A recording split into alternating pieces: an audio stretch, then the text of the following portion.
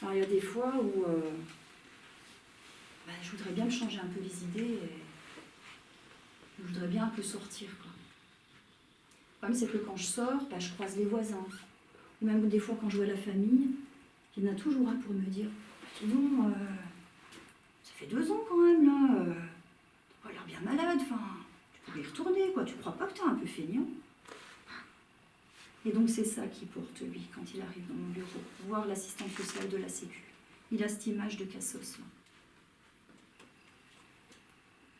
Bon, je crois qu'on va aller faire un tour chez Okilele.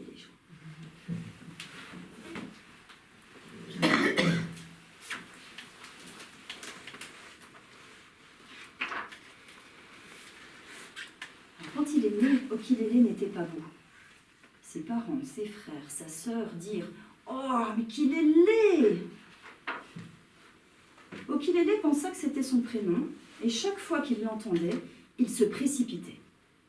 Alors son père, sa mère, ses frères et sa sœur finirent par l'appeler Okilele.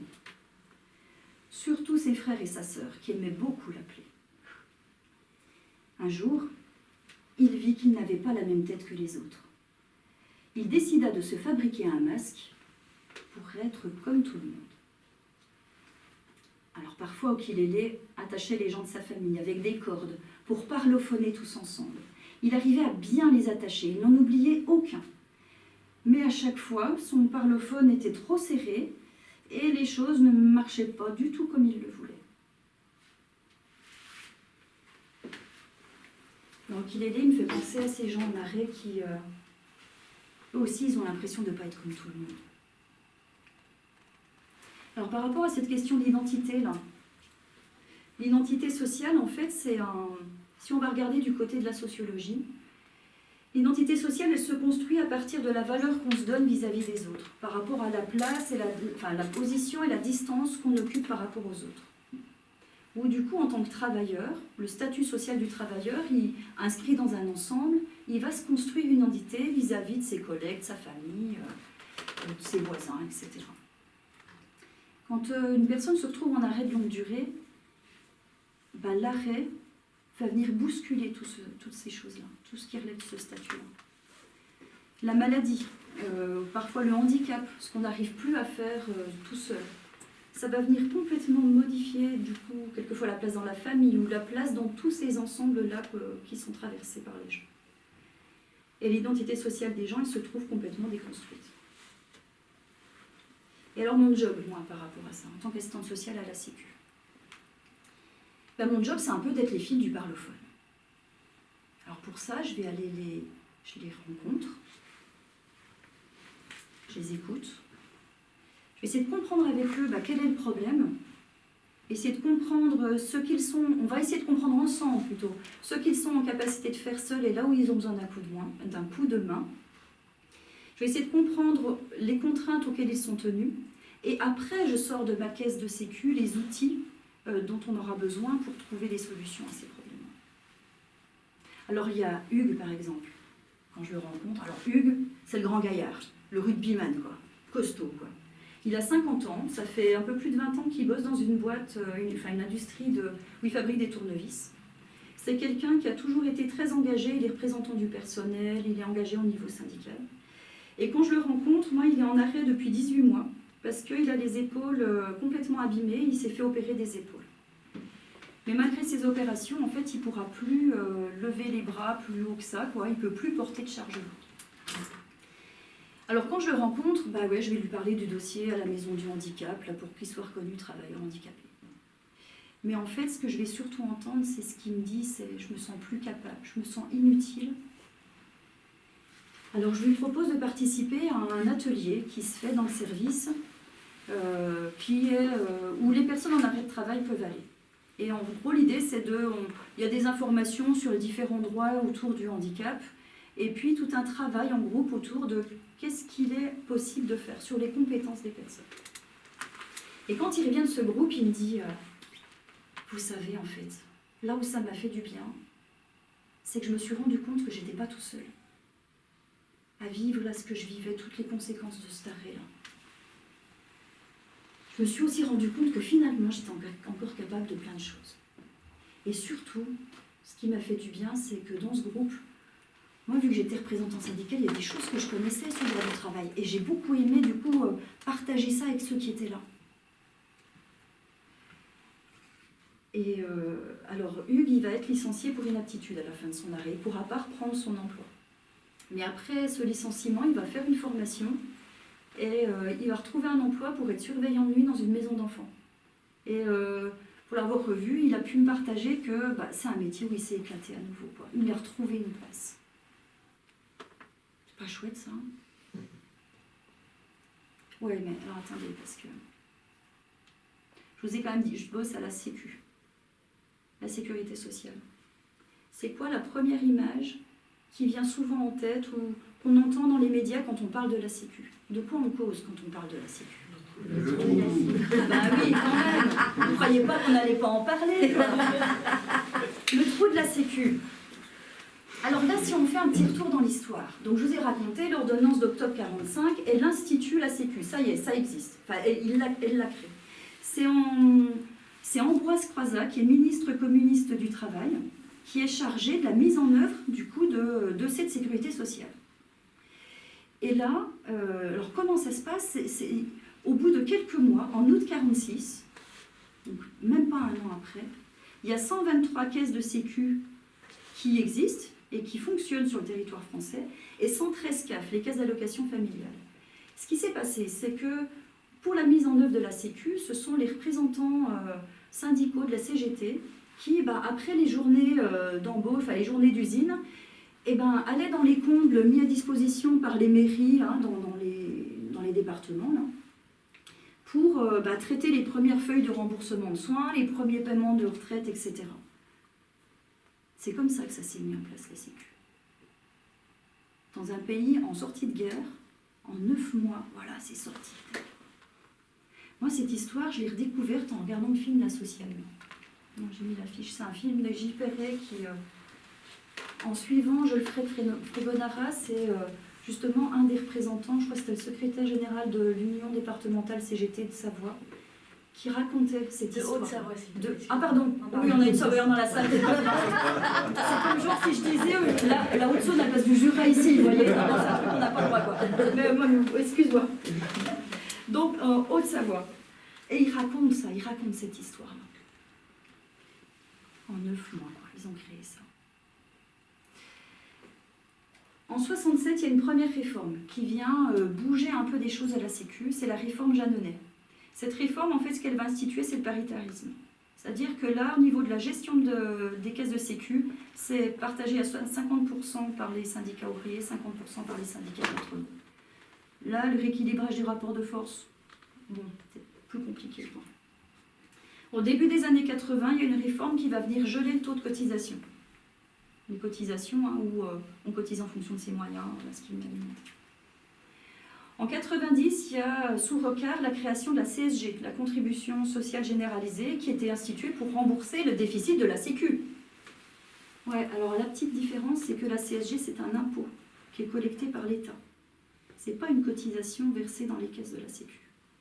La différence que ça fait, c'est que si l'État collecte un impôt, ça veut dire qu'il commence à prendre du pouvoir sur la gestion de la Sécu. En 95, il y a la réforme Juppé. Alors Juppé voulait faire gros rouleau compresseur. Il voulait toucher à la retraite. Il y a eu des mouvements en 95. Ils n'ont pas pu toucher tout de suite à la retraite du fait de ces mouvements sociaux. Sauf que par contre, ce qui est passé, c'est que la réforme Juppé a institué la programmation de la loi de finances de la sécurité sociale. Où là, l'État a commencé à mettre une programmation, à demander des comptes à la Sécu, justement pour rembourser ce déficit. En août 2004, il y a la réforme Fillon, la réforme de l'assurance maladie. Alors c'est depuis cette loi-là où il y a 1 euro par consultation de médecin qui est plus remboursé. Dans cette réforme, il y a eu aussi que la gouvernance des conseils d'administration des caisses de sécu est supprimée. Il n'y a plus de conseil d'administration à la sécu pour gérer. La gestion, elle se fait maintenant par l'État. L'État qui va fixer aux caisses de sécu les objectifs. Et en 2005, donc, arrive la loi de finances de la sécurité sociale, où là, vraiment, l'objectif premier, c'est de rapprocher les dépenses des recettes. Donc ils vont dérembourser certains médicaments. Et puis ils commencent à remettre un peu à jour que, attendez là, les arrêts de travail de longue durée, ça coûte de l'argent, ça c'est coûteux pour la Sécu. Ça tombe bien, il y a un service social à la Sécu qui est là pour accompagner les gens en arrêt de travail. Alors moi à cette époque-là, j'y suis à la Sécu. J'y travaille. Et du coup, je suis envoyée en formation. Alors une formation qui s'appelle « S'impliquer dans les changements institutionnels ». Et pour commencer cette formation, il y a une grand-messe à Paris, à la Caisse nationale d'assurance maladie, la CNAM, là, où alors là, on est dans un amphi immense, il y a 1000 assistants sociaux de tout le territoire français, et il y a une grand-messe où il y a le directeur de la CNAM qui introduit la formation. Et là, il nous explique que le challenge du service social, ça sera de contribuer à combler le déficit de la Sécu. Les contrats pluriannuels de gestion fixés par le gouvernement, ils nous obligent à la nécessaire montée en charge de vos portefeuilles de clients. Le challenge, ce sera le traitement de masse. Le service social, il est attendu dans une démarche proactive. On n'attend plus le client, on va le chercher. Pour ça, on va développer les offres de services pour pouvoir toucher les gens qui en ont besoin et le plus de personnes possible qui en ont besoin. Vous me direz, pour le service social, c'est une vraie aubaine. Pouvoir toucher et pouvoir accompagner le plus de personnes possible. Et en plus, cette aubaine, c'est aussi que tout ça se fait dans le cadre de la démarche qualité, où vous allez pouvoir travailler à rendre le meilleur service possible au maximum de personnes possible. On va vous accompagner dans la tenue de ce challenge, dans cette réussite. On a des indicateurs pour vous aider à remplir ce challenge. On va pouvoir voir, par rapport au nombre de personnes en arrêt de travail, combien vous aurez pu en accompagner, combien ont repris le travail après cet accompagnement. Comment j'entends? Des moyens? Non, alors, vous savez très bien que nous sommes soumis aux mêmes règles que les fonctionnaires, c'est-à-dire un remplacement en retraite sur 2. Voilà. Alors, à cette grande messe, moi quand j'ai entendu ça, quand j'ai entendu ces mots-là, j'ai commencé à vaciller. Mais je me suis dit, oui, mais en tant qu'assistante sociale, par rapport à tous ces gens-là, il faut tenir. Donc c'est là que j'ai commencé à prendre la posture de la guerrière, schlac, on verrouille, on y va. Et j'étais quand même pas super libre. On va retourner faire un tour du côté d'Okilélé, je crois.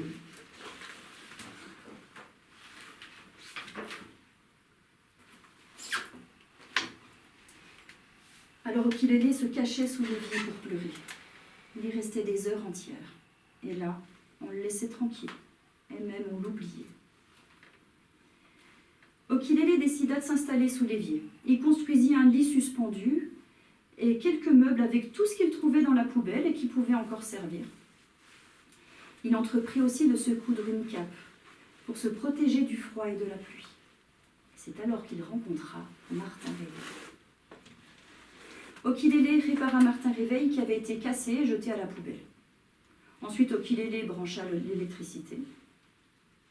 Et cette nuit-là, Martin Réveil raconta l'histoire de sa vie à Okilélé. C'était une histoire gaie le soir et triste le matin. Tous les soirs, ils étaient très gentils avec moi. Ils me disaient « S'il te plaît, réveille-nous demain matin, surtout n'oublie pas ». Et moi, le matin suivant, je les réveillais. Mais là, ils me tapaient dessus pour dormir encore. Et ils me cassaient tous les jours un peu plus. Okilélé apprit à lire et à écrire en mangeant de la soupe aux lettres avec son nouvel ami. Avec lui, il agrandit sa maison sous la terre. Ils creusèrent de nombreux tunnels. Et tous les matins, ils inventaient une pièce qui s'ajoutait aux autres. Le soir, ils construisaient le parlophone géant. Avec un vieux poste de radio, beaucoup de fils électriques et des tas de choses cassées qu'ils trouvaient dans la poubelle. Okilélé voulait parlophoner avec les étoiles. Il voulait savoir pourquoi les choses étaient comme ça et pas autrement. Une nuit, les étoiles répondirent. Elles dirent que quelque part, sur une planète, on avait besoin d'Okilélé. Okilélé ne sortait plus beaucoup de sous l'évier. Pourtant, un lundi, il dérangea les autres un peu plus que d'habitude. Ses parents entrèrent dans une grande colère. Il eut tellement peur qu'il ne put rien dire d'autre que « Et ses parents ne sortirent pas de leur colère. Ils ne voulaient plus le voir, qu'il retourne dans son trou et qu'il y reste jusqu'à la fin des fins. Son père prit des briques et du ciment et l'enferma sous l'évier. Okilele décida de partir avec Martin Réveil pour chercher les voix qui lui avaient parlophoné et trouver quelqu'un qui avait besoin de lui. Okilele et son ami marchèrent dans la nuit. Ils marchèrent longtemps, dans plusieurs nuits.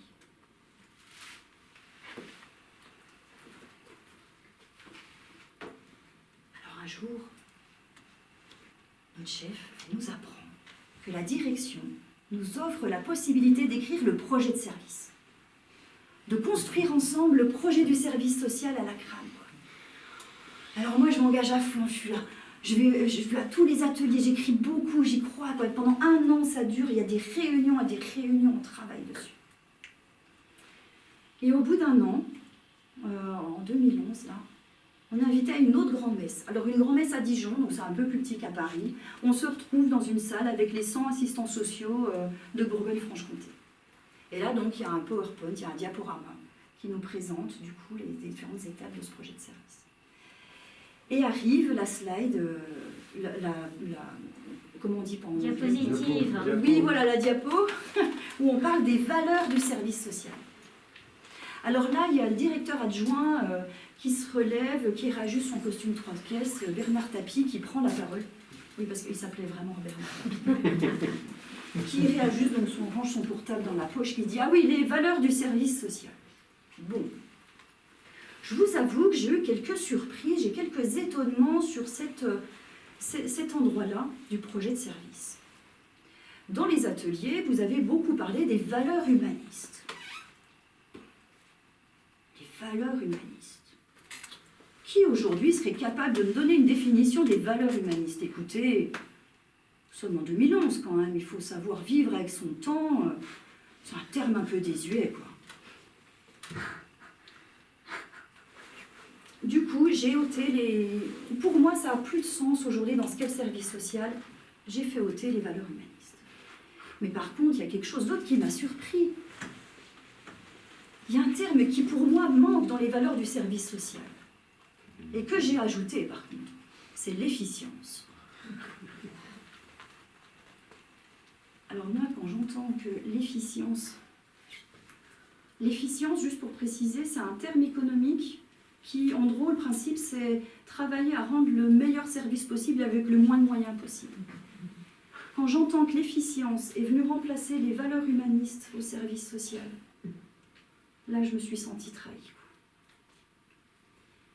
Je me suis sentie trahie, mais toujours avec ce truc de « bah oui, mais il faut bien tenir, quoi. Il faut quand même bien continuer à essayer de faire le travail qu'il y a à faire, d'accompagner ces gens en arrêt qui sont tous bousculés là, par le travail, etc. » Donc, il faut que je leur verrouille encore plus les épaules et on continue, quoi.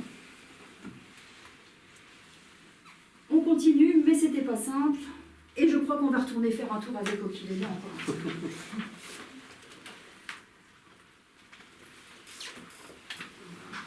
Donc Okilele et Martin Réveil, ils cheminent pendant des jours et ils arrivent vers une maison. C'était la maison de Pophis Forêt, une vieille sorcière déguisée en vieille femme fatiguée. Pophis Forêt demanda à Okilele de remplir son puits sans fond avec une casserole percée. Elle lui demanda d'enfoncer 52 003 clous dans du bois de fer. Elle lui demanda de scier et de ranger son bois pour tous les hivers.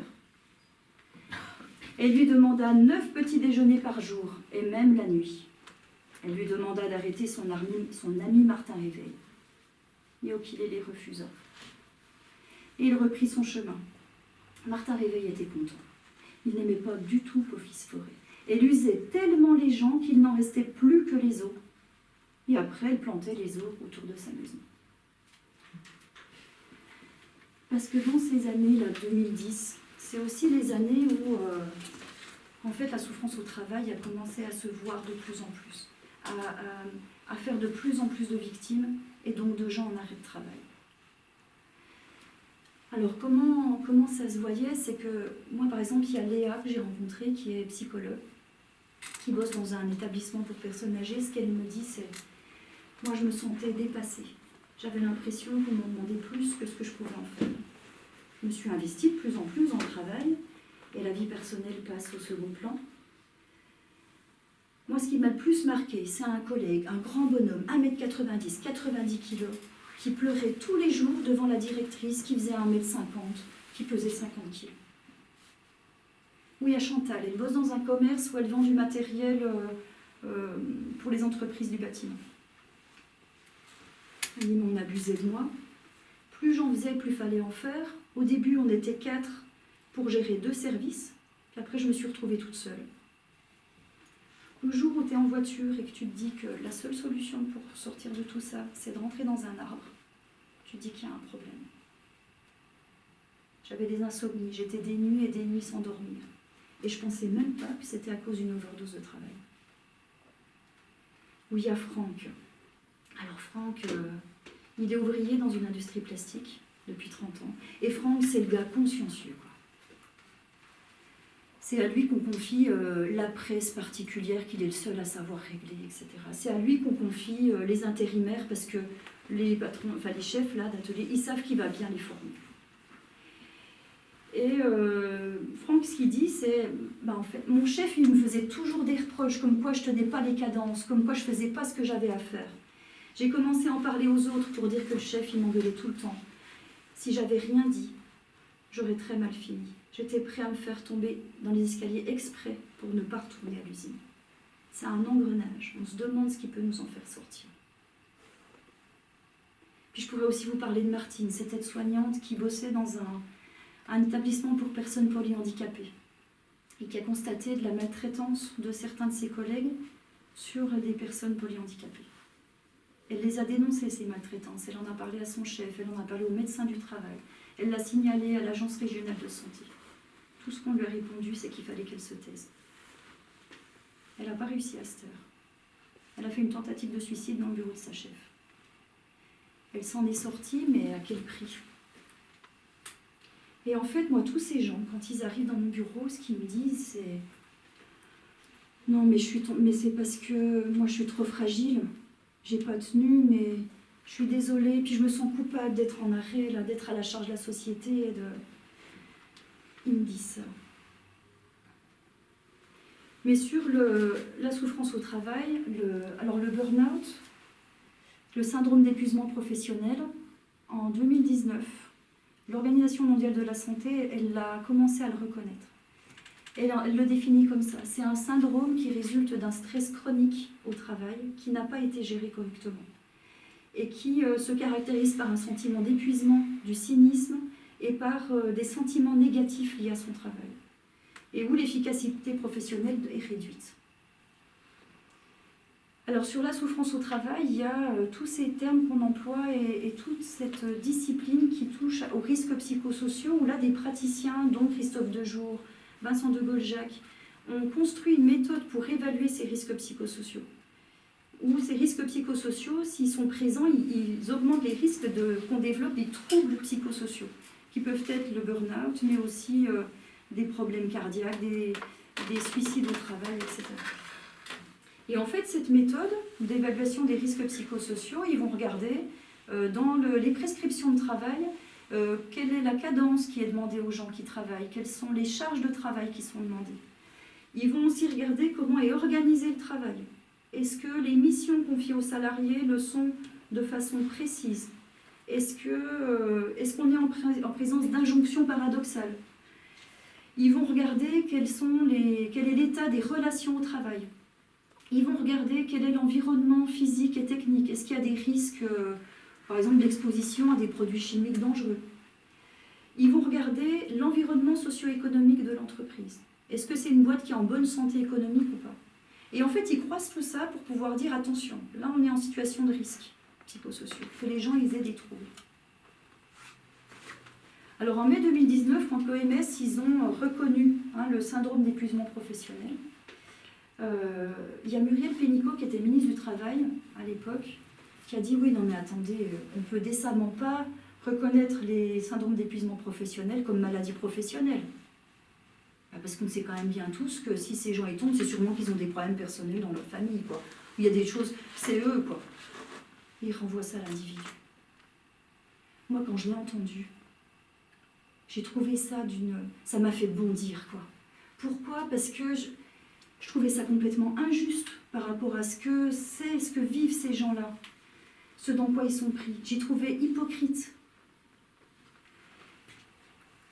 Et donc, je me suis dit, bon, faut continuer à se battre, quoi, pour continuer à accompagner ces gens-là. Donc, j'ai encore plus rebloqué. La souffrance au travail, dont je me suis aperçue, c'est que ça touche toute personne, quel que soit l'âge, l'activité qui soit faite, quelle que soit la catégorie socio-professionnelle, que ce soit dans une petite ou dans une grande entreprise. Et que souvent, c'est les personnes les plus consciencieuses au travail, celles qui vont plus chercher du sens dans le travail qu'elles fournissent, qui tombent. Alors Christophe Dejour, dans l'essai qu'il a fait qui s'appelle « Souffrance en France », il dit que le monde du travail d'aujourd'hui, qui est inscrit dans ce système néolibéral, en fait, il amène à ce qu'on banalise les injustices sociales.